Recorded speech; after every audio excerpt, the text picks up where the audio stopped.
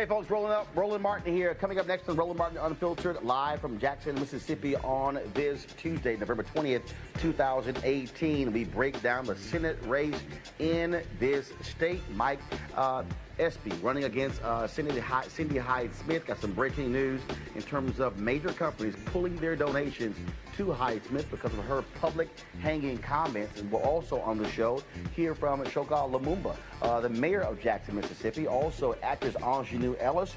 Plus we'll also hear from Mike Espy. Today he was actually at a pastor's prayer rally right here in this room, and so we'll hear from them as well. Plus Congressman Jim Clyburn of South Carolina will join us talking about the race for leadership in the U.S. House. And we also talk with the head of the National Medical Association. Yesterday, a black doctor was gunned down at a hospital in Chicago by her former fiance. Domestic violence leads to the death of several people in Chicago. We'll have those details as well. Folks, we've got a packed show from Mississippi. Also joining me on the show will be the daughter of Medgar Evers, talking about the importance of voting. And I'll show you when I visited the home of Medgar Evers, where he was assassinated on June 12, 1963. It is time to bring the funk on Roland Martin Unfiltered. Let's go. He's got it. Whatever the biz, he's on it. Whatever it is, he's got the scoop, the fact, the find. And when it breaks, he's right on time and it's rolling. Best believe he's knowing. Putting it down from sports to news to politics. With entertainment just for kicks, he's rolling. It's on go, y'all.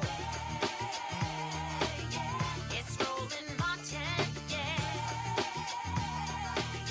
Rolling with Roland now. He's funk, he's fresh, he's real, the best, you know he's Roland Martin now.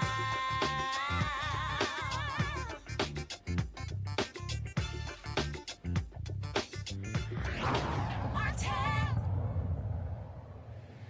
All right, folks, 7 days before the U.S. Senate race in Mississippi takes place on November 27th, pitting former Department of Agriculture Secretary Mike Espy against Republican incumbent Cindy Hyde-Smith. It is a race where internal polls show Espy is within striking distance of Cindy Hyde-Smith. 944,000 people voted on November 6th for the three candidates. Espy and Hyde-Smith were the top two in that particular campaign, and you had more than 300,000 folks who actually voted for Espy, putting him in the top three. It is a battle for votes trying to replace Thad Cochran, of course, who retired due to health reasons. And so earlier today, a pastor's had a rally here in this ballroom where I'm at. We're going to show you some of that a little bit later. But here's some other details that's happening, news that came out today. This morning, Walmart announced that they wanted their money back. They had donated several $1,000s to Cindy Hyde-Smith's campaign. But after the backlash from her public hanging comment, they said those comments are not consistent with the values of Walmart or its customers. They want their money back. In addition to some other companies, Union Pacific, Boston Science, have also asked for their contributions to come back. In addition to that, there's a new photo that's going online with Cindy Hyde-Smith dressed in Confederate gear. This was shot in 2014. It was posted on Facebook, and this is what she said, quote, "Mississippi history at its best." Well, the reality is, if you're black, it was not its best when it comes to the Confederate. Of course, you might remember Jefferson Davis was a United States Senator from Mississippi, and he left the Senate to become leader of the Confederate. Well, we call him America's greatest domestic terrorist, but Mississippi is very much in love with their Confederate history. In fact, Governor Phil Bryant declared April to be Confederate History Month. Yeah, and also this is the same state that continues to have the Confederate symbol in their state flag, on their state's flag, the last state in the Union to do so. As I said earlier today, more than 300 pastors were in this room meeting to show their support for Mike Espy and his campaign. They also got their marching orders in terms of what they wanted them to do. And so we're going to show you a couple of those videos. So first off, let's go ahead and play that first video from earlier today, folks, at the pastors' meeting here in Jackson, Mississippi. You know that we're going to be debating tonight, God willing, in about 5-6 hours. And that thing is strange because, you know, after the election, they didn't think that we would be in the running. You know, they thought that this thing would be over. You know that they had all hotel rooms already booked out to go back to Washington. But you said, with your prayers, and with your votes and your support, you told them, not so fast. Mississippi's got to change. We have no more time to wait. We had someone to make these statements. And you know what they were. I'm not going to repeat them. Her statements went viral in the last 5 minutes after she said it. Everybody heard it. They heard it at Jackson State about suppression. They heard it at Rust about the other school. They heard it at Alcorn. Is that the liberal college she talking about, Betty? I don't know. Everybody heard it. But also the corporations heard it. And the good folks of Mississippi of Goodwill heard it. And everybody knows that we don't want to go back. So tonight I'm going to be thinking about the veterans and the seniors and the students and those infirmed and those who just want to do it better and those who are not going back. And I'm going to think about somebody else. I'm going to be thinking about my mama. Now, she is gone to glory. With my mama, I remember her. She taught me and my twin sister how to read and a chalkboard in the kitchen because we couldn't go to a public school in Yazoo City. And you know why. I'll be thinking about my mama who went downtown Yazoo City to try on a dress. And on so I told her, Willie Jean, if you try it on, you got to buy it. Because those who come behind you, they may not want to try on what you just tried on. And I remember when she went to the shoe shop, Roland, and she said, I want to try on these shoes. And I said, well, Willie Jean, if you got to try them on, you got to buy them. Because they may not fit you and nobody's coming behind you. So I'm going to be thinking about Willie Jean. I'm going to be thinking about your mamas and your daddies. I'm going to be thinking about my matriarch, Fannie Lou Hamer, who fought and bled and died in Ruleville, Mississippi. You know, when I decided to run back in March, I didn't know that Which McCullough was running. I didn't know who was running. But I decided to pay a visit to Ruleville. And you know, she's buried in Ruleville, and she's got a big statue there. I'm talking about Fannie Lou. And Roland, we had I was by myself. I didn't have drivers. I didn't have staff. Nobody but me. And I went to her gravesite, and if you haven't been there lately, it's surrounded by a chain link fence. And it was locked. I was surprised it was locked because it was a Saturday afternoon, but nobody was there. And so I'm going to admit something to you tonight. I got a little screwdriver out of my car. And I picked a lock because I wanted to be with her alone. And that gate opened. And I closed it behind me, and I put some money in the collection box so they could fix the lock that I just broke.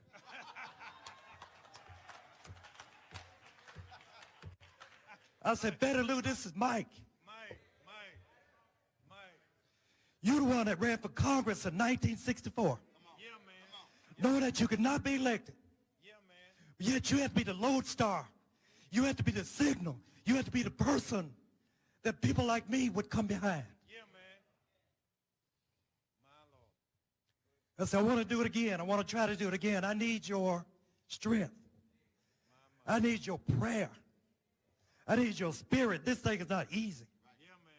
We got 82 counties. I mean, the 2nd district is hard enough. There's 82 counties, and some of them have not welcomed me. I felt, Roland, a little twinge, a flicker of a spirit in my soul. And Brother Lou said, go on and get it. Go ahead and get it. Go on and get it.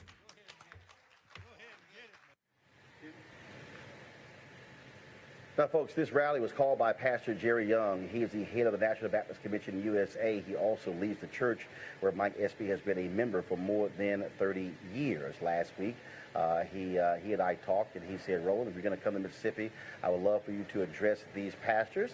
And so I did.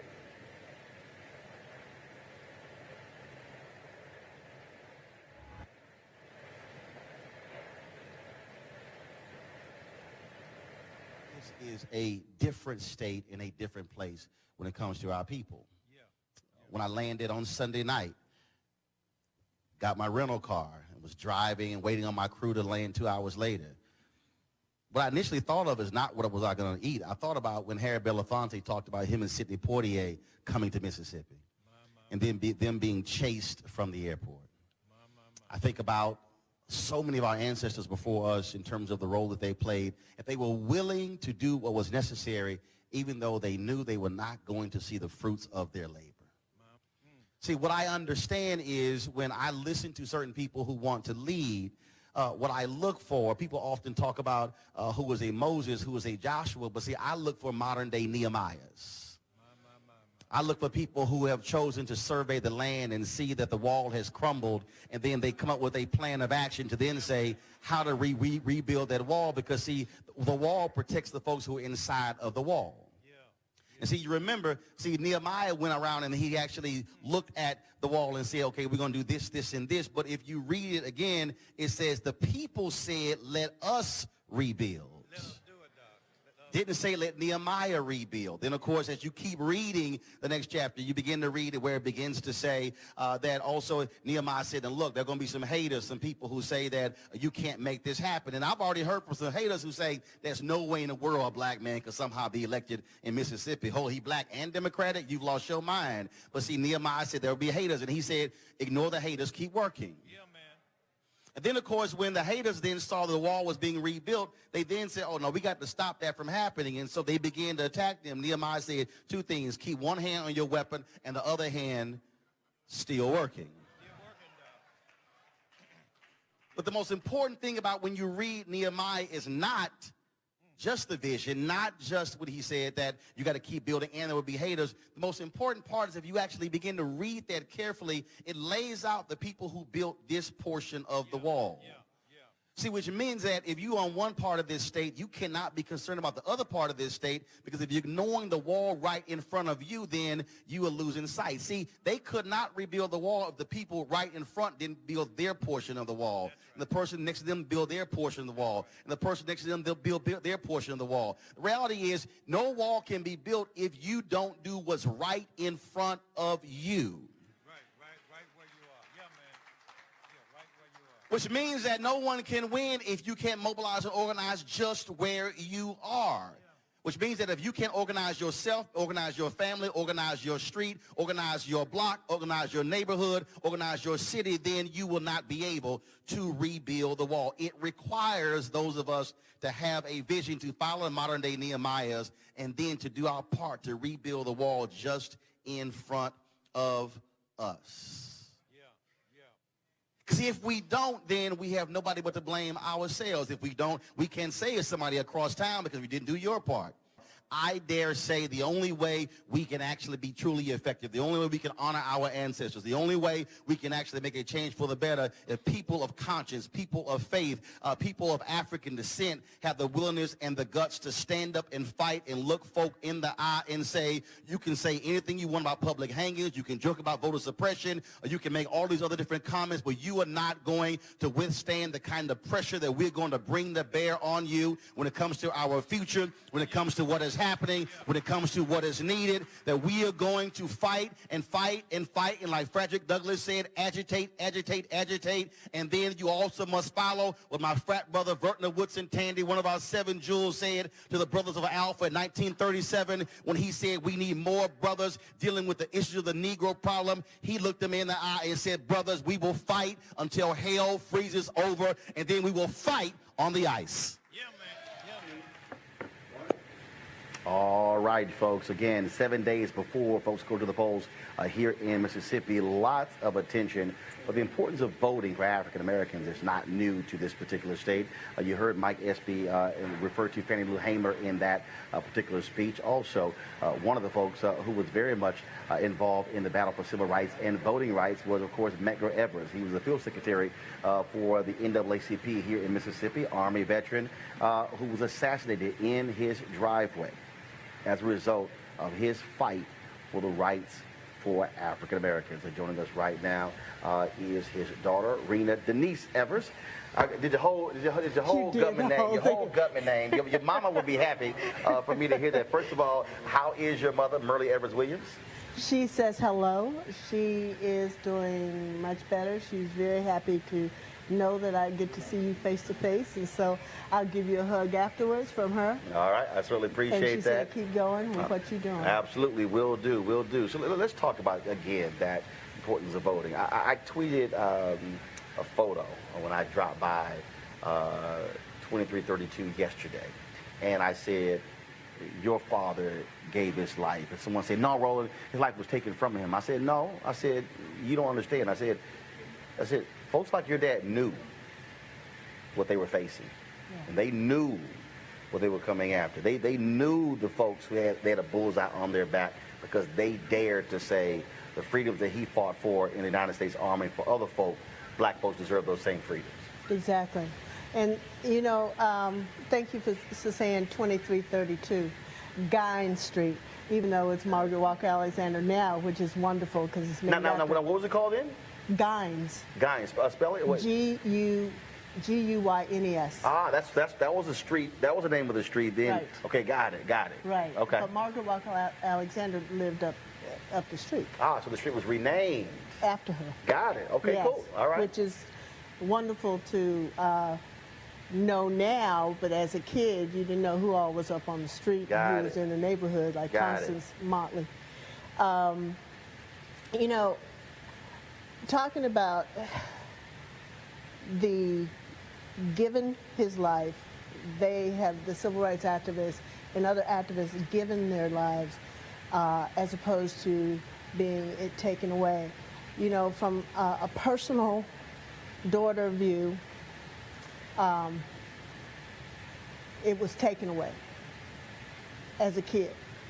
But as you get older and you understand all that they were doing, especially my father was doing, he knew what he was doing, just like you said. And they knew what they were doing. The threats that came in all the time into the house, the threats that came to us in person, was critical in shaping my father's steps. Because he knew that he was putting not only himself in danger, but his family in danger. But as he said in an article in Ebony, you know, he lives in Mississippi, and he won't leave Mississippi because this is where it starts.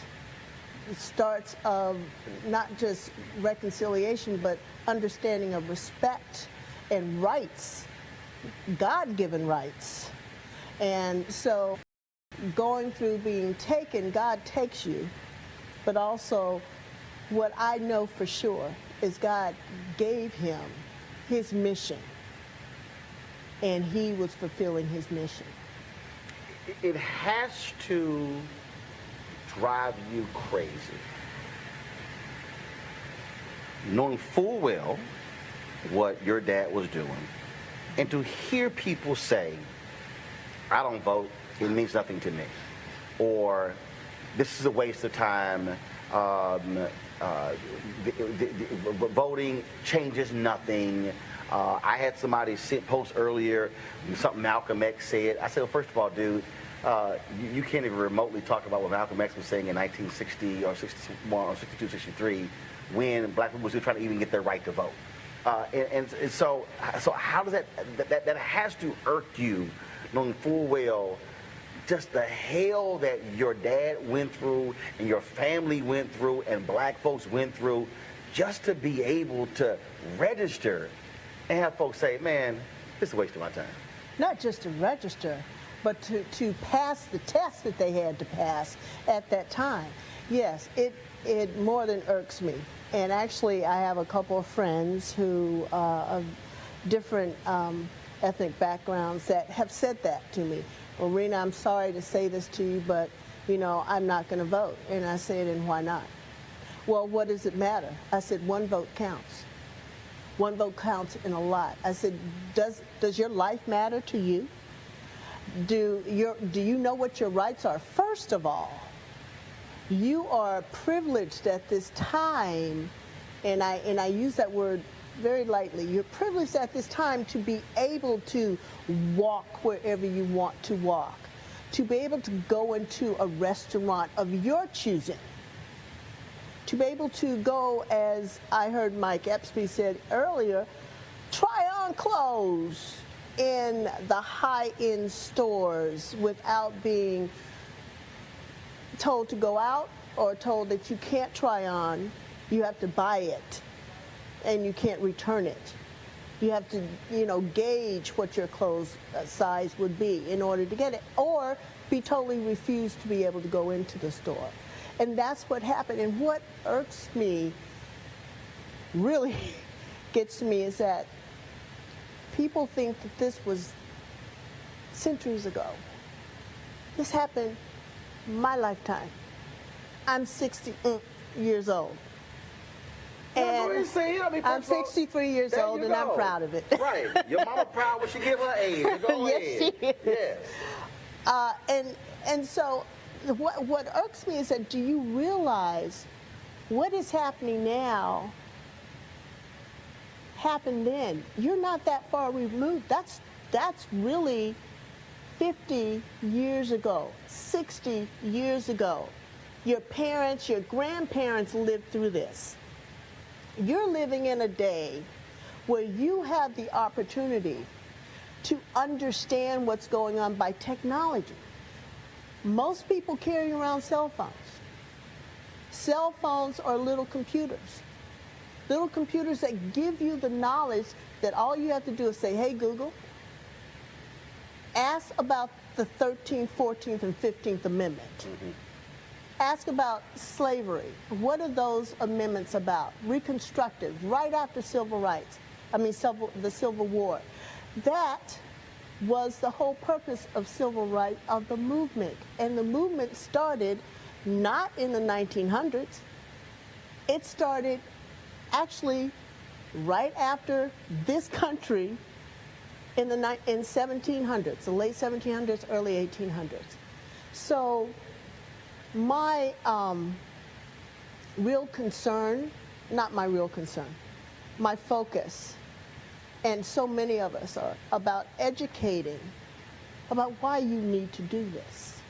You need to understand that what so many people died for because of their beliefs and their commitment to you in this generation, in next generation, that should make an impact on you.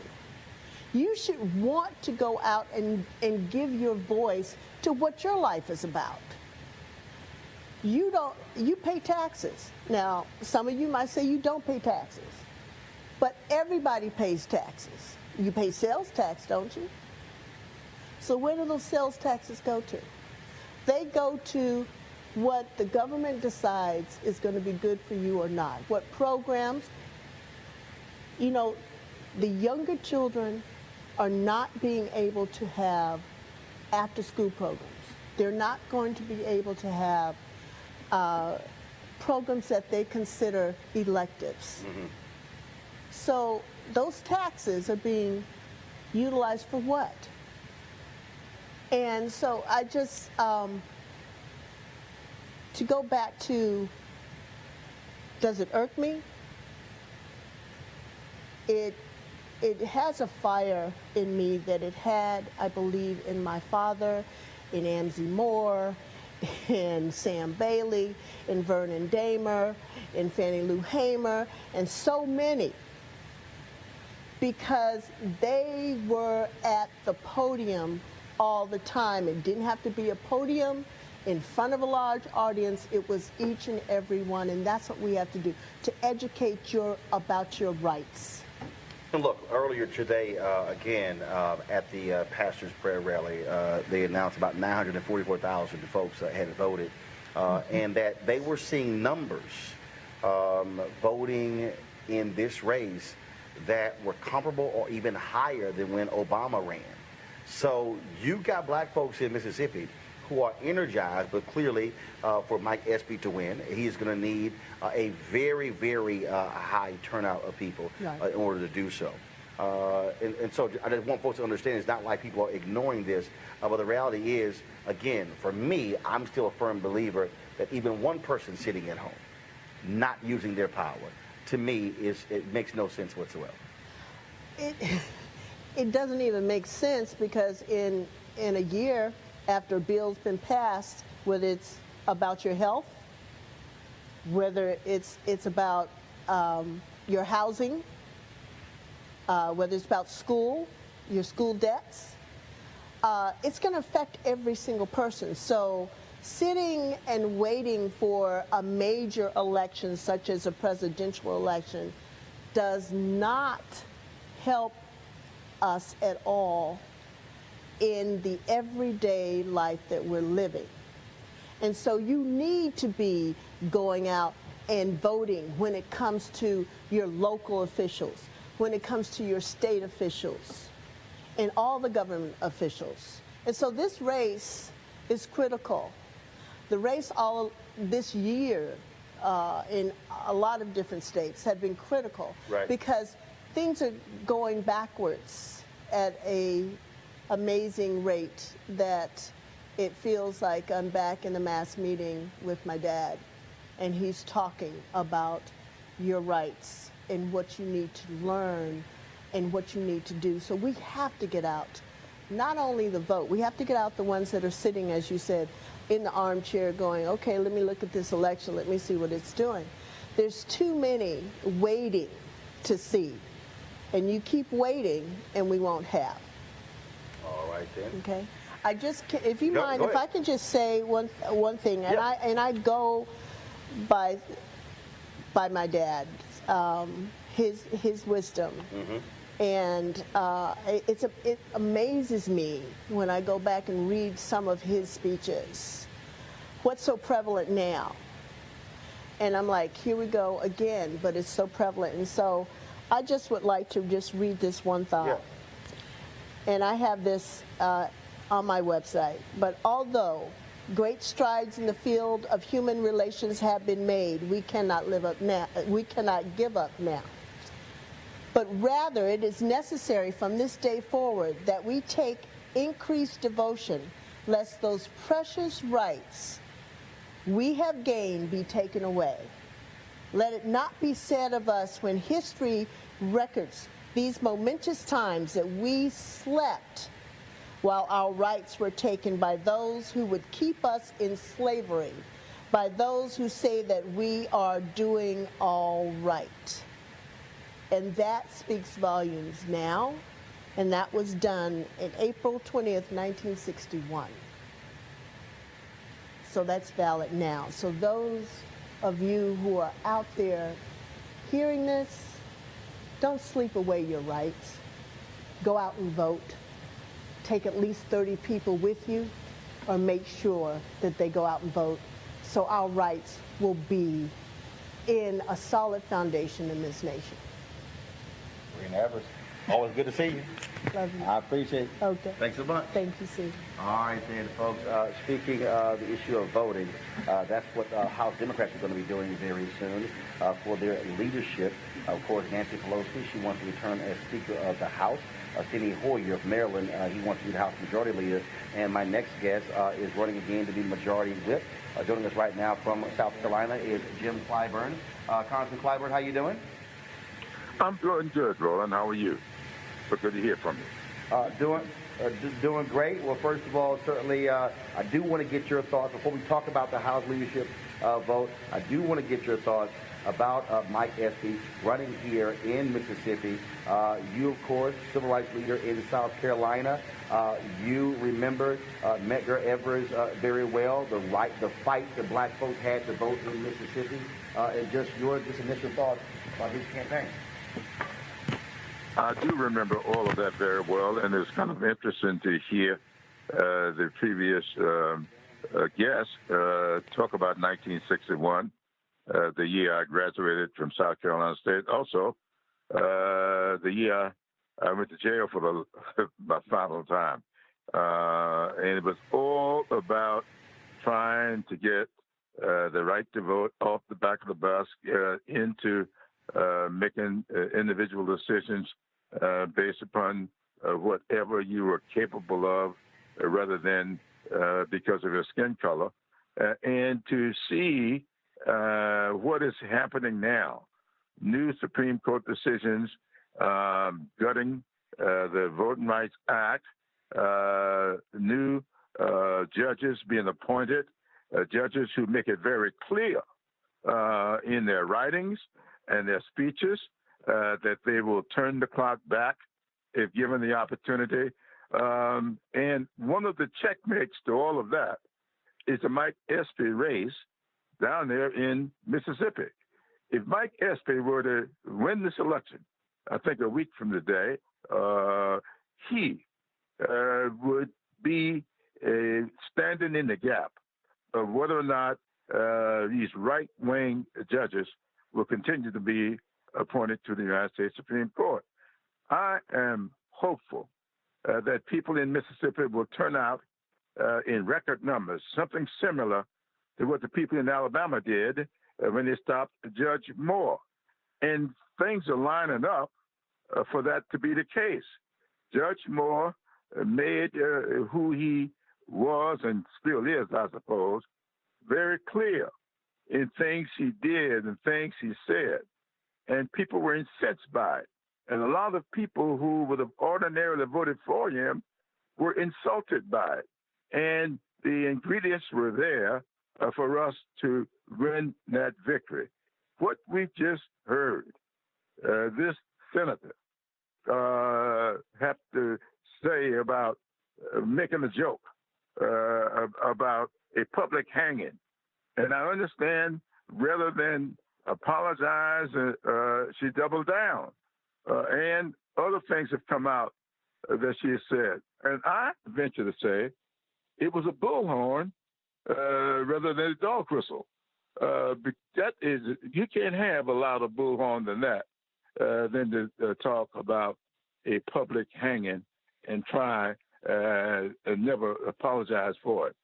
She was sending a signal to various people there in Mississippi, and one of them responded almost immediately, writing her a check for $2,700, which is all the law will allow him to make. I'm told within a couple of days of that statement, that check came from one of the most right-wing people in Mississippi, and I think that's why she said it, in order to the gender reaction from that element. So I'm calling upon the people of Mississippi to really get out to the polls in record numbers. Now that Walmart has now stepped up and demand their money back for the contributions they made to her, I just believe that there are enough people being insulted by this for us to be incented to the extent that we'll get out and vote. Congressman, I got to ask you this question here. Politico is now reporting that your fellow Congressional Black Caucus member, Marcia Fudge of Ohio, who was considering running against Nancy Pelosi to be the Speaker of the House, she has decided not to, that she is going to endorse the Speaker. She said that she is being promised by Pelosi to work to protect voting rights and assure her that, quote, the most loyal voting bloc in the Democratic Party, black women, will have a seat at the decision-making table. Just your thoughts on, so this clearly, so although you have individuals out there who are trying to keep Nancy Pelosi from getting those 218 votes, no one individual has stepped up. Just your thoughts on Marcia Fudge throwing her support behind Congresswoman Nancy Pelosi. Marcia Fudge is probably one of the most articulate, thoughtful people that I ever sat down with. And I sit down with her often. I've been on the phone with Marsha quite a bit over the last several days. She told me on I think it was yesterday or the day before, that she had been given great thought to how she should move forward, and that she thought that she was going to move away from any thought of running herself, that she really believed that Nancy Pelosi would keep the agenda that she feels is important out in the forefront of our caucus, because she is very, very interested in voting rights. I've seen Marsha Fudge just get very emotional when she talks about how the 1965 Voting Rights Act was gutted. When she talks about diversity, Marsha was very, very engaged in Stacey Abrams' campaign down there in Georgia. And she called me when she saw that statistic that indicated that 76% of white women in Georgia voted against Stacey Abrams. She was really upset about that. She said that, you remember down in Alabama, 98% of black women voted for Doug Jones. And then on the other side of the coin, around 56 or 58% of white women voted for Judge Moore. Marsha was upset about that. I mean, really very emotional about it. And she really wants to see our caucus move forward forthrightly on diversity issues, on restoring the Voting Rights Act, on doing what is necessary for those people who have been so loyal to the party. I saw a study released on yesterday, someone sent it to me last night, that indicated this whole blue wave was really jump-started by the black vote. Yet you don't see a whole lot of credit being given to that. A lot of people don't realize there will be 9 additional African Americans serving in the Congress this time, come January, if all goes well. And so Marsha Fudge really, really was upset by some of the language, some of the comments that she heard, and people not giving proper credit to what African Americans have done with the Democratic Party. And that's what had her really, really concerned. But she told me on yesterday that after giving it great thought over the weekend and discussing it with her family, that she was not going to move forward in the challenge to Nancy Pelosi, but that she had some discussions with Nancy. I think it's been publicized. They met before we left Washington on Friday. And then after mulling over that, she decided that she's going to vote for Nancy, going to support Nancy, and I think she says going to support the ticket of Pelosi, Hoyer, and Clyburn. Well, we certainly will see what takes place there. Again, we know that you're running to be the majority whip, Congressman Clyburn. Glad to have you. Can't wait to have you back in studio to spend some time with us. Of course, we are down here in Jackson, Mississippi, covering all the angles. And I hear you, but I tell you what, there's at least one show that gives black folks credit for what took place on November 6th, and that's Roland Martin Unfiltered, which is why we're here, because there are no black news shows on black cable news networks. There are no other shows that's blacker than we are, and that's why we're here, to be sure to tell our story so nobody else is controlling the narrative. Well, thank you so much for doing that. You've always been upfront with that. You've never been ashamed or in any way abashed to really tell it like it is. And I really appreciate you for that. And thank you so much for doing that. And I hope that your listeners down there will respond in a way that will make us all of us, proud to be Americans. I've been saying throughout this campaign that overarching everything this year, we can talk about health care, affordable housing, student loan debt. These are big things. But overarching all of this, I think, is America's goodness, the basic goodness that we always had, even when it was a lot of inequality. There's been a basic goodness about people. The guy in the White House today is sowing seeds of discontent, discord, and it's going to be disastrous if we don't check him. And the best way to check him is to send an African American from Mississippi to the United States Senate. That would send a signal like none other to date. Congressman Jim Clyburn, we appreciate it, sir. Thank you so very much.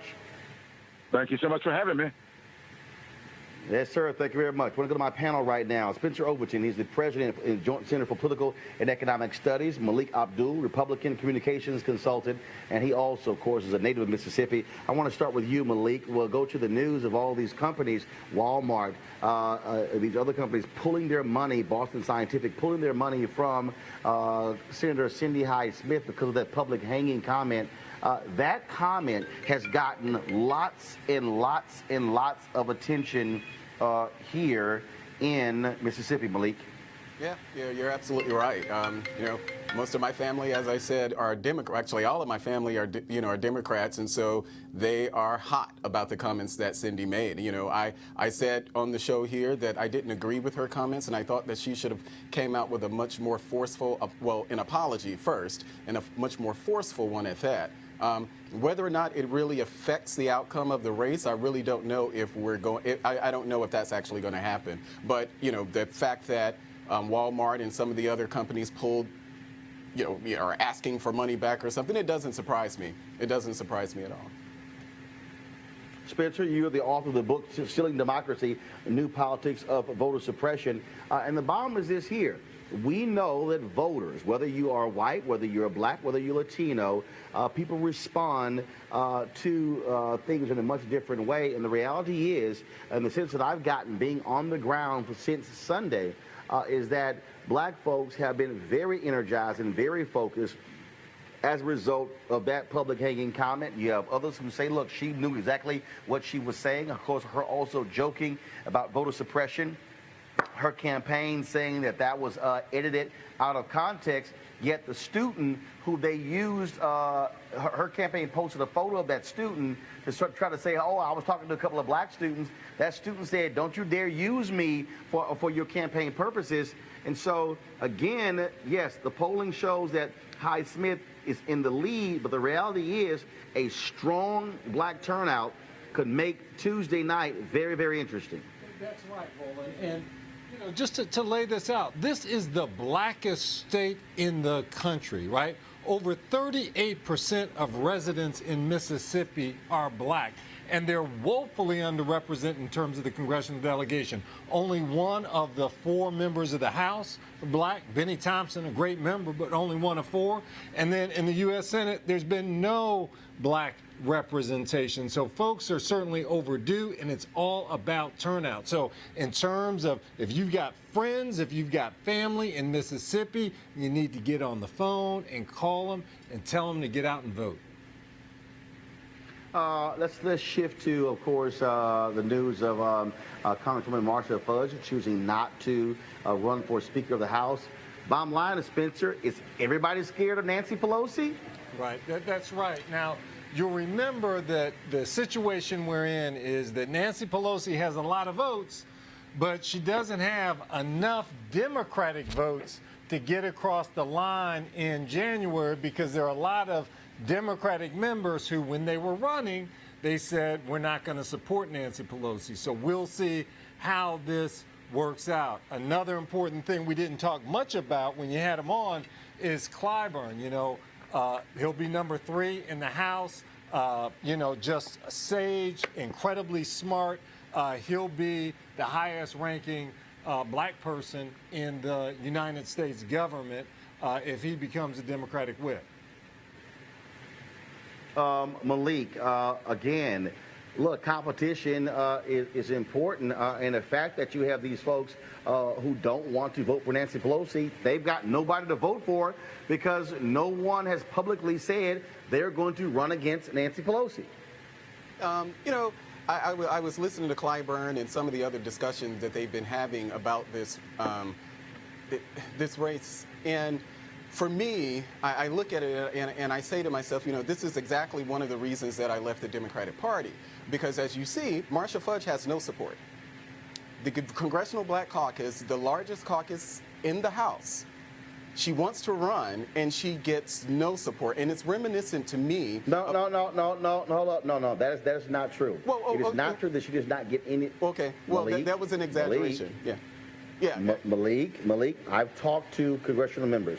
Marcia Fudge does have support, but one of the decisions as to why folks are not running is if they don't believe they can get 218, they're saying I'm not going to make a run for it. But that's just not true. Okay, yeah, and I apologize for that. I shouldn't have exaggerated the number, but the idea is that she still doesn't have the support. She has some support, but she doesn't have enough support to win. And here we are for the CBC, and I think I read somewhere that members of the CBC weren't even fully behind her. How can you not be fully behind someone, you know, a member of your own caucus? And this is the problem that Democrats have. You know, even if we're talking about the race down there in Mississippi, Mike Espy started running in March. Thanks, Joe Biden, for showing up in what, November?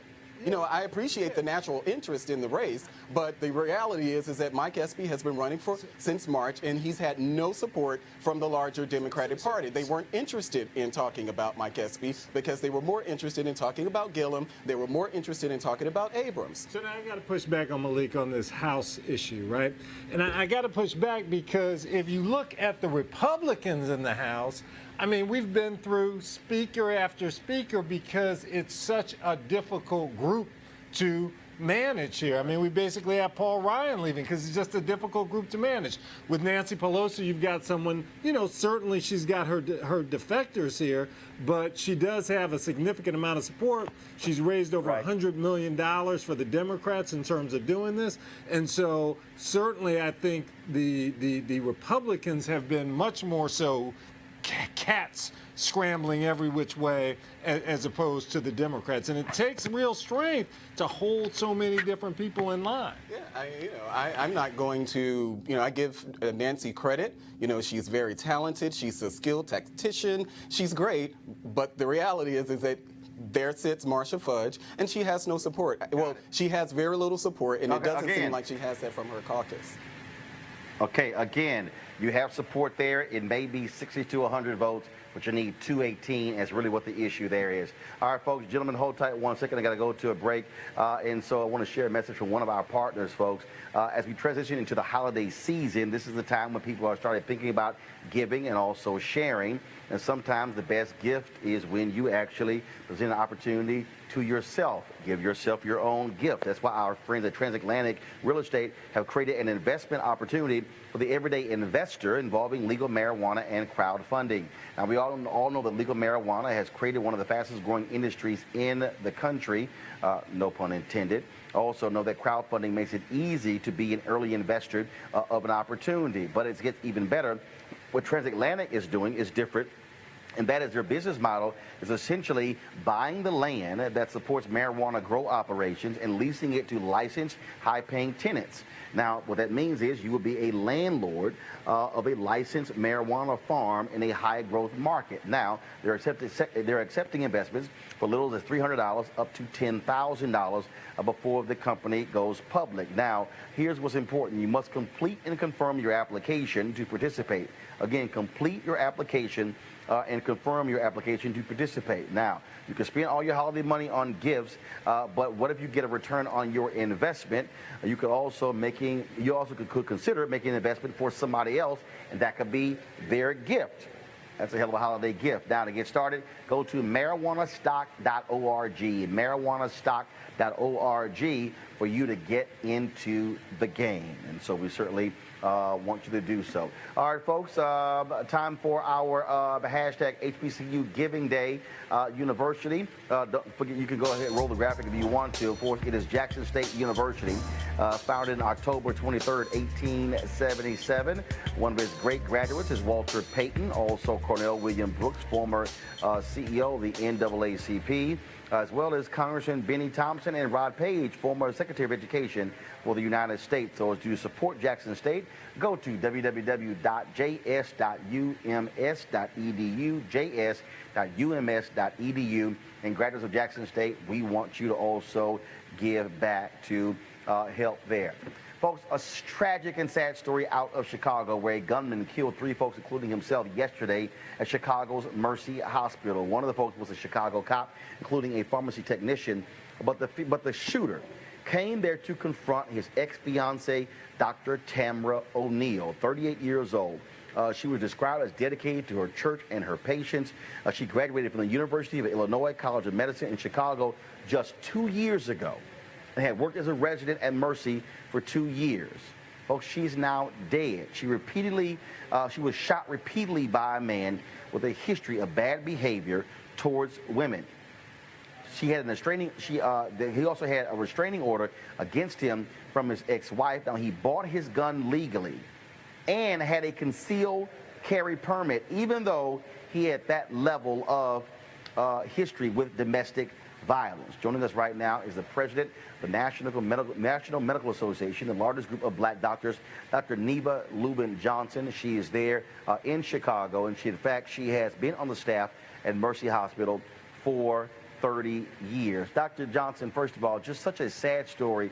And again, here you have this black woman becomes an emergency room physician. She's out there doing her best, and she loses her life because some guy has this constant issue with domestic violence. Good evening, Roland, and thank you so much for having me this evening. It's truly a tragedy. I did not know her, but I wish I had. From what I've heard about her today, she is someone that I hope we all aspire to be. She was a leader in her church, director of her church choir, and also had a program where she donated school supplies to disadvantaged primary grade children, Dr. Tamara O'Neal. And so, my condolences to her and her family. My heart aches for all the families of those killed yesterday, but also to the patients, the staff, and my colleagues at Mercy Hospital. You are calling on Governor-elect J.B. Pritzker to enact stricter gun control laws. Now, we know, of course, Chicago, they had their gun law that was challenged. And I'm just trying to understand, how can this guy have this history when it comes to abusive behavior with women, yet was still able to buy a gun legally and get a concealed gun permit? And I think that's one of the things that needs to be done. One of the things that needs to be done for sensible gun reform. I mean, somebody who had a restraining order taken out on them should not be given the honor and the privilege of being a gun owner. And I think that's one of the things that can be done. And I'm saying the legislature needs to pass some legislation that he can sign, so we'll have some sensible gun reform. Not only did he have this restraining order, but he also was cited, although not charged, for sending unending texts to an ex-girlfriend. And also, he was put out of the fire academy for aggressive behavior towards women.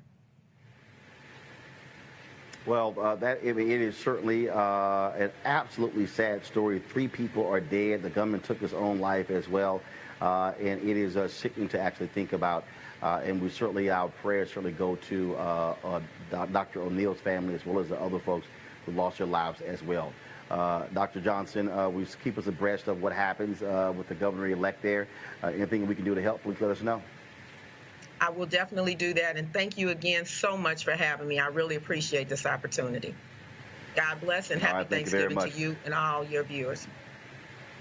Appreciate it. Malik, I want to start with you. Again, I know people out there, they love talking about the Second Amendment, how important it is. But when you have individuals out there who are abusive to women, who are dangerous to society, for this guy to somehow get a gun legally and to get a concealed gun permit, to me, is absolutely crazy. Yeah, as someone who's, very pro Second Amendment, I grew up, in Jackson. My grandfather would drive around with his shotgun in the back of his truck because he was allowed to do it. So I'm definitely pro Second Amendment. But in this case, and what we're talking about in Chicago, the system failed. the system failed her. The system failed this, Chicago. I don't know. I know that Chicago is a very as far as their gun restrictions, I do know that they were very restrictive with their guns, but this seems like we need to have a larger discussion, and we have these sort of things all the time. Each time something happens, we say to ourselves, okay, well, what are we going to do? But in this case, I mean, the guy bought the guns legally. And there has to be some sort of check before he's able to do that, some sort of mechanism. Even I'm saying this as a conservative, there needs to be a mechanism to prevent these type of things, because I would like to see what the NRA statement on something like this is, because this is indefensible. Something failed, and it wasn't having, and the answer is not another person having a gun. Something failed to the fact that, to the idea that he even had the gun. So, I think that, they need to look into that. And whatever they can do, we don't need to have Americans around this country dying for something like this. And Roland, the data shows that domestic violence is an indication of people who are likely and prone to commit gun violence. So certainly the Illinois law needs to be changed. One problem, though, in Illinois, and this is the reason that I think we differ on this. One reason we need federal regulation is because a lot of the deaths that happen in Chicago are a result of guns that are brought from Indiana, where there are fewer restrictions on guns. Yeah, that's true. That's true. Yep, and that really is the problem there, those collar counties that are around Chicago. So it's really a sad story. Folks, I am broadcasting live from the ballroom here at the Marriott in Jackson, Mississippi, where earlier today there was a prayer rally for Mike Espy, who is running for the United States Senate. He's going to be debating Senator Cindy Hyde-Smith tonight in about an hour, and so we'll be sharing that on our streaming channels as well. But before that rally, I had a chance to sit down with the mayor of Jackson, Mississippi, Aunjanue Lumumba, of course, who succeeded his father, who was elected in 2014. Shortly thereafter, died of a heart attack. And he is considered the most radical mayor in the country. And he said he has a strong vision for this city. And so here's some of our conversation. The first thing I want to start off with, we do have some breaking news. Walmart has announced that they want their donation back from Cindy Hyde-Smith as a result of the public outrage over her public hanging comments. Just your thought about them making that call today. Well, I would commend them for that step. That's one step further than she has made for herself. After being made aware of the repulsive and offensive nature of her comments, which is more concerning than even the comments themselves, is her failure to acknowledge the insensitivity of them. And so to simply cast it away as an over-exaggerated phrase isn't sufficient. If I told you that I was going to meet you on the moon, then that's an exaggerated phrase. But in a state that has the biggest and the history of having the most lynchings in this country, in a state where we still have present-day circumstances where lynchings are a matter of concern, to have the song of Nina Simone, Strange Fruit Hanging from Mississippi Trees, all of those things do not make an exaggeration in this space. And when you, of course, she then said, well, that was a statement about, holding someone in personal regard. And I'm going, I don't quite recall hearing that statement anywhere. I've heard lots of different statements, not that one, by saying that if that person invited me to a public hanging, I'll be happy to be on the front row. Yeah, that isn't anything that we use in my family or any circles that I am engaged in. And so it is an offensive, repulsive statement, and her failure to acknowledge that simply shows the type of mentality she would be returning to Washington with. One of the things that has been quite interesting as I have talked to people, and I've seen this on social media as well, it's amazing to hear black folks say, Mike Espy has no shot whatsoever. And certainly understand the history of this state, understand it's a very red state, understand that, but it comes across as this complete defeatist attitude, as if there's just no way possible, it will never happen, when we can go back to folks in Virginia saying the exact same thing about Douglas Wilder. Folks saying the exact same thing about Senator Barack Obama when he ran. There are people who run for mayor of certain cities. The exact same thing has happened. Can you speak to that in terms of trying to get black folks in this state to realize that if you look at the hardcore numbers and then black folks vote their power, it could actually happen? Absolutely. I would actually suggest that as we see elections in Florida, we see the Stacey Abrams election in Georgia, and very proud of the efforts that both of those individuals gave. I would argue that a black candidate winning a statewide office in Mississippi by its demographics alone, that Mississippi is a space where they could be even more viable. And so it requires that we speak to people's issues, that we speak to their concerns, and I believe that this is a very important election, and I believe that Mike can win it. If people get out, if people understand and vote their interest as opposed to just party lines.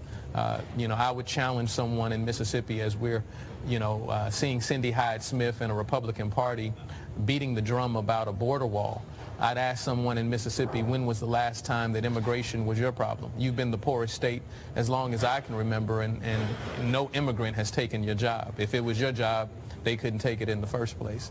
And so when we're talking about a candidate in Mike Espy who talks about health disparities, a very real circumstance in Mississippi, that's speaking to your interests. When you see a candidate who has experience in agriculture, being the former Secretary of Agriculture, and can talk about incentives for poor farmers and people who are trying to make the very best out of that type of economy, that speaks to your interests, and I hope that people vote their interests as opposed to just party lines. All right. Mayor Lumumba, we certainly appreciate you sitting down with us and having this conversation. Glad to be back in your city, and certainly look forward to coming back next time. Happy to have you here, brother. All right, to have you. All right, then. And first of all, folks, we're going to go a little bit over our time today. I want to thank Spencer and Malik for being on our panel today. I know we had quite a packed show, and so I thank both of you for being on the show. Again, folks, don't forget, I told you to be sure to get Spencer's book on voter suppression. You can get that on bookstore, Amazon, however you want to order it. And so, Spencer, Malik, thanks a bunch. Thanks, and happy Thanksgiving. And get you some Big Johns Likewise, while you're down there, Roland. All right, I'll try to do so. Folks, of course, also, in addition to talking to Chokwe Lumumba, the mayor of Jackson, Mississippi, I caught up with a native of this particular state. She lives in Macomb, Mississippi. Actress Aunjanue Ellis. Of course, you see her on a number of television shows, including Designated Survivor, as well as starring in Ava DuVernay's upcoming movie on the Central Park 5 on Netflix. And here's a portion of our conversation. When you hear black folks say, I don't care, he has no shot, it can't happen, it's a waste of time, how do you respond to that? Because I've actually heard that. Folks have actually said to me, like, he has no shot. Just, it's a waste. He can't win. So in the face of that, you resort to acceptance? That's what you do? I mean, that's your strategy, is acceptance? I mean, what if Fannie Lou Hamer accepted her life as a sharecropper in Mississippi? The Democratic Party would not be what it is today if she did that. If we chose the route of acceptance, where would we be? I mean, I hear this all the time because I get very frustrated in the battles that I choose to fight, because I feel like it's just me and a couple other people that's doing it. And folks tell me all the time, you know, Aunjanue, a lot of times in these movements, it was just a couple of people. Yes. Who were willing to show up with 2 or 3 touch and agree. You know, that's what essentially made a movement, because it was just a couple folks ready. Now, folks came out for the cameras, came out to be in the street because it was sexy. But the folks that were like really doing the work, it wasn't a whole lot of people doing that. Well, the Bible does say the harvest is plentiful, but the laborers are few. The laborers are few. The laborers are few. So I mean, and also I get that. I have a lot of empathy for that, because if you grow up here And Mississippi is a culture of low expectations, not just for black folks, for everybody. It's a culture of low expectations. So if I grew up here, and one of the first things that we did before we got out of school, instead of we didn't even know about what the SAT was. We didn't know what the ACT was. I had the vocational counselor happened to be a black man, and we were down there talking to him one day about what, I have no idea. And he said to me and Veronica Stanberry, he said, have you guys taken the ACT yet? Have you guys taken the SAT? And we were in the 11th grade, and we said, what's that? What is that? But I tell you what we had taken. We had taken the ASVAB, and the ASVAB is the admission test for the military. So we were good enough to put our lives on the line, but not good enough to go to college, right? So a man intervened in that to show us that we had another path. If I had stayed on this path of what was Mississippi intended for me, I would not be sitting here talking to you right now. There's no way in the world. But I had to have these interventions that came in all these different sort of directions, because this is a culture of low expectations. And all those things, these symbols, these signs, these instructions that are here, that are everywhere. Everywhere you see a Cindy Hyde-Smith sign, you see a Confederate flag. And I'm very clear that that Confederate flag, it is the Confederate flag, but it is the flag of the Ku Klux Klan. Because the Confederacy ended essentially in 1865 at the end of the Civil War. What took over? And that flag was furled, and it was stored. Yes. And it disappeared for 2 generations. For folks who don't understand the history, the Democratic Party under Truman decided to have a strong position on civil rights. That was a meeting. That was a conference where that flag returned, and it was held in this state. Yes. The Southern Manifesto was written, and that meeting was held in this state in 1948, where that flag reappeared. It had been gone for 2 generations. And so when I hear all these people who talk about, well, no, there's no association with the Confederate flag and race, no. Yeah. It was a direct appeal. Southern Manifesto, the Democratic Party on the issue of civil rights, and then of course Brown versus Board of Education, then of course all of these schools being named after Confederate leaders. That stuff happened after Brown versus Board of Education. It was all deliberate. Yeah, it was absolutely deliberate, and that contributes to a culture. And that culture contributes to how people see themselves. And that how people see themselves is when they surrender and when they accept that that guy has no chance because, you know, he's running against a white woman. All right, folks, if you want to see the full interviews with Lumumba as well as with Aunjanue Ellis, please go to my YouTube channel, youtube.com/Roland S. Martin. youtube.com/Roland S. Martin. You can also subscribe to our channel and be sure to turn on your live notifications so every time that we go live, you will get notified. All right, folks, the final piece today from Mississippi. We, of course, I was talking to earlier with Medgar Evers. Of course, she was there when her dad was gunned down June 12, 1963, in the family driveway. And I actually went by the home to see it for the first time, and I want to share this with you. Hey, folks, we're at 2332 Margaret Walker Alexander Drive here in Jackson, Mississippi. And behind me is the home that was of Medgar Evers and Medgar Evers. Now, of course, he was the NAACP's field secretary and Army veteran, of course, who was working to get voting rights and other civil rights on behalf of African Americans. And so, as you see here, this is a part of the Mississippi Freedom Trail. And so you see the sign here that exists that lays out in terms of the home here. And, of course, he was assassinated June 12, 1963. And this was placed during the 50th anniversary of the Freedom Rides, which took place in 2011. Now, if you come onto this side over here of the sign, what you will see is an explanation that this was a 3-bedroom home, and it was the first middle-class subdivision built by black developers. Here about, of course, this neighborhood, the home, but also Medgar Evers and who he was. And, of course, he major leader. I mean, he was a huge leader here in Mississippi who gave his life on behalf of civil rights. And so what took place, folks, we're going to walk this way. And so what took place on the night President John F. Kennedy was giving a speech about the importance of a civil rights bill, what happened was Medgar Evers was coming home.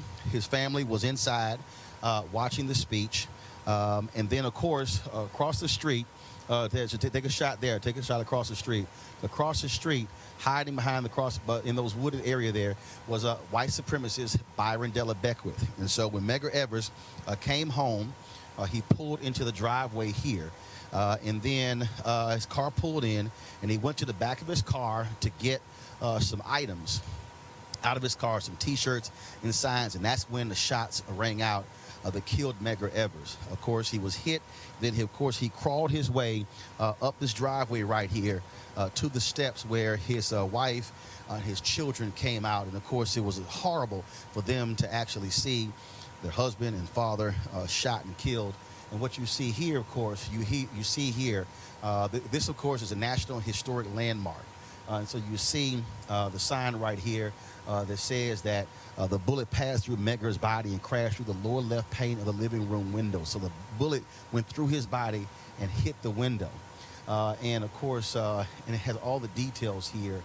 These photos were taken by the Jackson Police Department shortly after his murder. And you see an aerial shot as well where it took place. And so, and it says here that the aerial view shows the Evers home at the very top of the photograph. It depicts where assassin Byron Della Beckwith's car was seen earlier by witnesses at Joe's Drive-In. And, of course, spot number 2 indicates Beckwith's hiding place from which he fired the shot that killed Medgar Evers. And so, of course, as I said, it's a National Historic Landmark. And you see some of the other photos that are up here as well that marks. And so the image over here, this was the car that Medgar Evers was driving, the white car. And then, of course, he was shot. And then again, after he was shot, he made his way, crawled under the carport to his family there. Why is this important? Because Medgar Evers was an American hero. Medgar Evers was a brother who gave his life for civil rights. And here we are in Mississippi, 2018. He was assassinated June 12, 1963. And it was his death that was one of the sparks that led to the 1964 Civil Rights Act and, of course, the 1965 Voting Rights Act. And this is a man who, again, gave his life, was fighting on behalf of other black folks. He served his country, served in the military, bled, came home, but could not enjoy those same freedoms. And so here we are in 2018, U.S. Senate race. African-American Mike Espy is running for the United States Senate. The election will take place on November 27th. And for a lot of people out there, they say, well, I don't really see why it matters. The reality is it matters because we're standing on hallowed ground. We're standing on the very place where Medgar Evers died in order for people to have the right to vote. Now, you might not say that doesn't mean anything, but the reality is a wife, children lost their father in order for us to have the right to vote. I don't care who you are. I don't care if you think that politics doesn't matter. If you say you don't vote, then the ancestors, like Medgar Evers, are crying out because why did they give their lives in order for too many of us to stay at home, to sit on the couch, to complain, to say what should happen and what isn't happening? The reality is he understood the power of that ballot. And the reason he was assassinated is because people like him were scared to death of the day when black folks utilize that power. Folks, stay woke, be woke, and vote. In Mississippi, November 27th, every single black person in this state who is registered should be lining up at the polling station to vote because Medgar Evers gave his life to make sure you had the opportunity to do so. All right, folks, that is it for us broadcasting live from Jackson, Mississippi. We certainly appreciate all the great hospitality we've had here, the Marriott Hotel, all the staff here.